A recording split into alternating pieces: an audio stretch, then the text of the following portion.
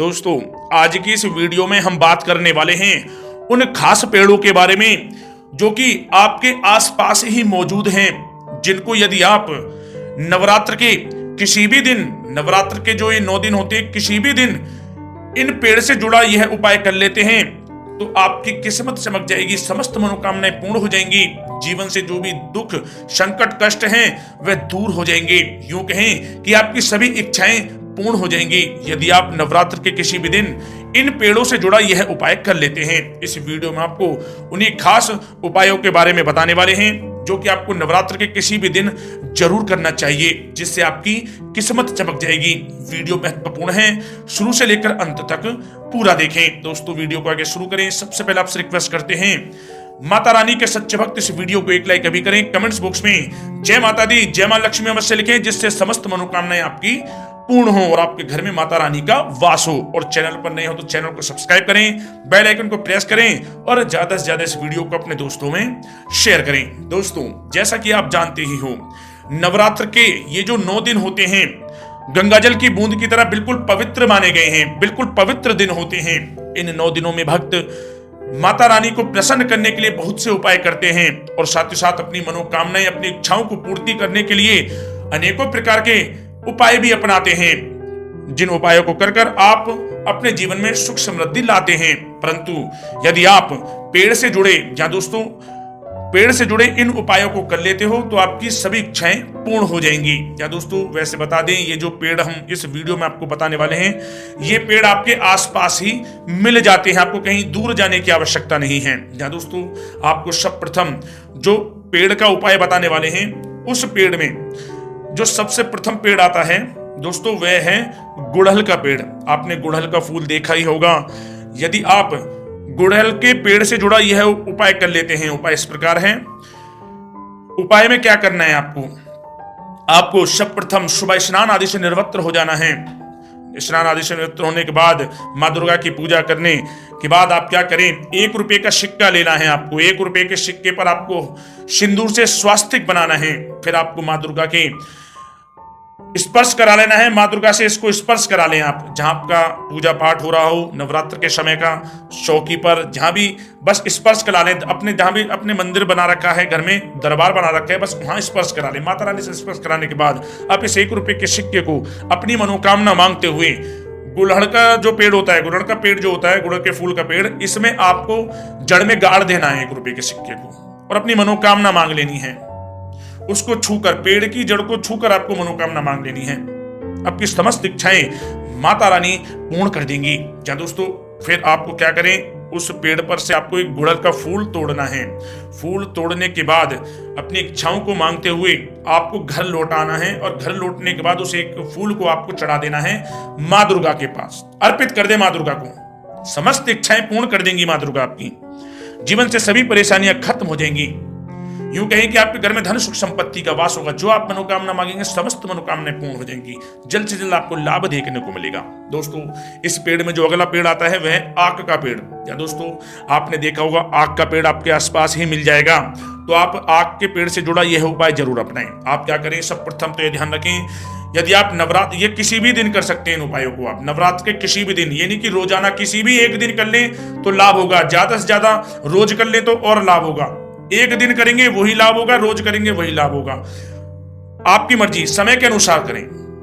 क्या करना है, आग के पेड़ पर आपको, आग के पेड़ के पास चला जाना है। वहां आपको ध्यान रखें, सुबह के समय कर रहे हैं तो इसे 4 से 8 बजे के बीच में कर ले। सुबह के समय में, यदि संध्या काल के समय कर रहे हैं तो 6 से 8 के बीच में करें। करना इस प्रकार है, आपको आटे का चौमुखी दीपक बना लेना है। उस दीपक में आपको तिल का तेल डालना है और आपको रुई की बाती के स्थान पर लाल रंग के कलावे की बाती प्रयोग में लानी है। दीपक को जला दें आप, आग के पेड़ के नीचे आपको जला देना है और अपनी मनोकामना मांगते हुए, पेड़ को छूते अपनी मनोकामना मांगे। 7 बार उस पेड़ की आप परिक्रमा कर लें माँ दुर्गा का स्मरण करते हुए। जब दोस्तों नवरात्र के समय में इस पेड़ का असर और बढ़ जाता है, शक्तियां जागृत हो जाती हैं। वैसे तो बहुत असरकारक पेड़ माना गया है, नवरात्र के समय में विशेष लाभ होता है। जिस प्रकार बताया उसी प्रकार करें। और इसके बाद आप पूजा, जैसे वहां अपनी मनोकामना मांग ले, दीपक जलाने, तो आग के पेड़ में से थोड़ी सी जड़ आपको ले आनी है अपने घर। घड़ लाने के बाद आप उस पर दूध की कुछ छींटे मार लें, कुछ बूंदें दूध की करने के बाद उस पर आप मार लें छींटे, और इसको आप काले कपड़े में बांधकर अपने घर के मुख्य दरवाजे पर बांध देना है आपको इस जड़ को। या दोस्तों, ऐसा करने से घर में कभी भी नकारात्मक ऊर्जा प्रवेश नहीं करती, घर में सकारात्मक ऊर्जा का वास होता है आपके घर में। सदैव धन्य दान के आपके घर में वृद्धि होती है और आपकी समस्त मनोकामनाएं पूर्ण होती हैं। या दोस्तों, इसमें जो अगला पेड़ आता है वह है बेल व पत्र का पेड़।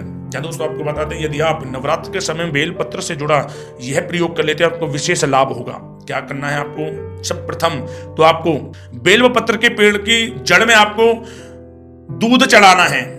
दूध चढ़ाना है कच्चा, वो भी तिल डालकर, काले तिल डालकर दूध चढ़ा दें, विशेष लाभ होगा, समस्त मनोकामनाएं पूर्ण हो जाएंगी। और फिर आप क्या करें, आप एक घी का दीपक जलाना है, गाय के घी का दीपक जलाएं आप, आटे का चौमुखी दीपक बनाकर। कलावा की बाती होनी चाहिए लाल रंग की, आपको रुई की बाती प्रयोग में नहीं लानी।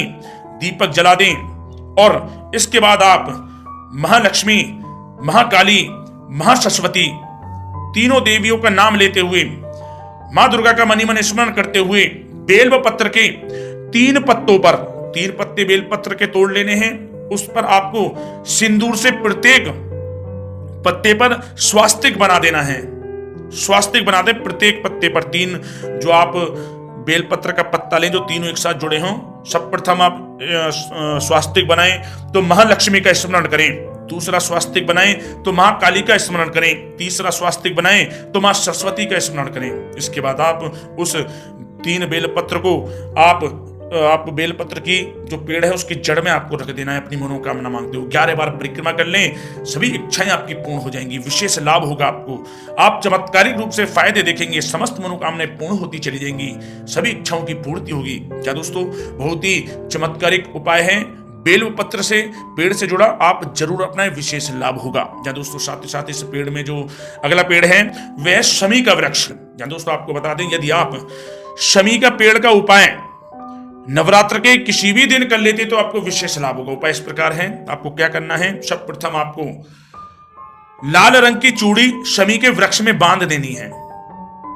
किस प्रकार बांधे? लाल रंग की आपको कम से कम 9 चूड़ियां लेनी है, 9 चूड़ियां ले लें और लाल रंग के कलावे का प्रयोग करते हो उसमें आप चूड़ियों को डालकर फिर वृक्ष में आपको बांध देना है। और इसके बाद एक लाल चुनरी भी वृक्ष के, आपको शमी के वृक्ष के पेड़ में बांध देनी है। इसके बाद आप क्या करें, मनोकामना मांगे, हाथ लगाकर वृक्ष पर आपको हाथ रखकर मनोकामना मांगनी है, छूकर मनोकामना मांगनी, विशेष लाभ होगा। और साथ ही साथ आप क्या करें, 1 रुपए का सिक्का आपको ले लेना है और 7 दाने चावल के, साबुत 7 दाने लेने हैं और इनको आप लाल कपड़े में बांधकर शमी के वृक्ष की जो पेड़ उसकी जड़ में आपको ये गाड़ देना है। घर लौटे आए गाड़कर, विशेष लाभ होगा, धन्य दान में वृद्धि होगी, समस्त इच्छाओं की पूर्ति हो जाएगी, आपके घर में धन्य दान के भंडार भरे रहेंगे, विशेष लाभ होगा आपको। चमत्कारिक उपाय है, जरूर करें जिस प्रकार हमने आपको बताया है। या दोस्तों, इस पेड़ में जो अगला है वह पीपल का पेड़। या जो दोस्तों आपको बता दें, यदि आप नवरात्र के किसी भी दिन पीपल के पेड़ से जुड़ा यह उपाय कर लेते हो आपको विशेष लाभ होगा। उपाय इस प्रकार है कि आपको बता दें, जैसा कि आप जानते हो पीपल के वृक्ष पर भगवान विष्णु जी वास करते हैं, भगवान विष्णु जी का वास होता है। भगवान विष्णु जी को प्रसन्न कर लिया तो समझो मां लक्ष्मी प्रसन्न हो गई। तो इस उपाय को आप किस प्रकार करें आपको बता देते हैं। या दोस्तों, सब प्रथम आप यह उपाय आपको बता दें, यह उपाय आपको सुबह के समय ही करना है, स्नान आदि से निवृत्त होने के बाद आपको सुबह के समय उपाय करना है। आपको पीपल के पेड़ के पास जाना है, एक घी का आपको दीपक जलाना है चौमुखी, लाल रंग के कलावे की बाती आपको प्रयोग में लानी है। और फिर आप क्या करें, दीपक जला दिया, मनोकामना मांगे पीपल के वृक्ष को छूकर, सभी इच्छाएं पूर्ण होंगी। फिर इसके बाद क्या करें, आप अपनी लंबाई के बराबर आपको लाल रंग का जो कलावा होता है उसकी कलावो आपको अपनी लंबाई के बराबर ले लेना है और उस कलावे में आपको 9 गांठें मारनी है। मतलब कि जो अपने लंबाई के बराबर लिया है 9 गांठें आपको मारनी है, मां का स्मरण करते हुए, 9 देवियों का स्मरण करते हुए, भगवान विष्णु जी का स्मरण करते हुए कि आपकी समस्त इच्छाएं पूर्ण हो, जो गलती हो माफ हो।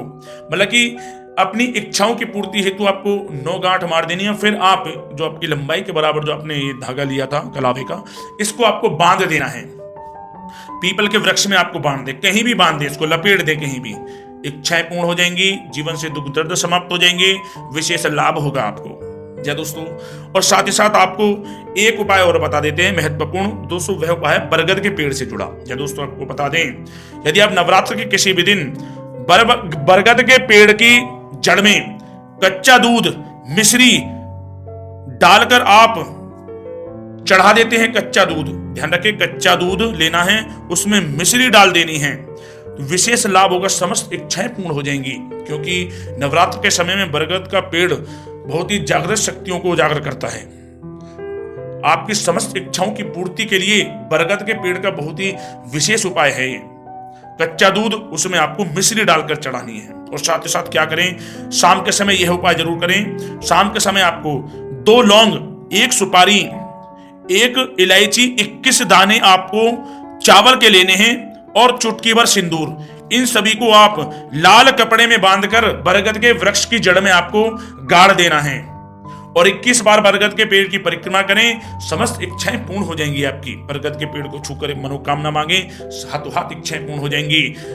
घर लौट आए, किसी को इन उपायों के बारे में कुछ ना बताएं, जल्द से जल्द आपको लाभ देखने को मिलेगा।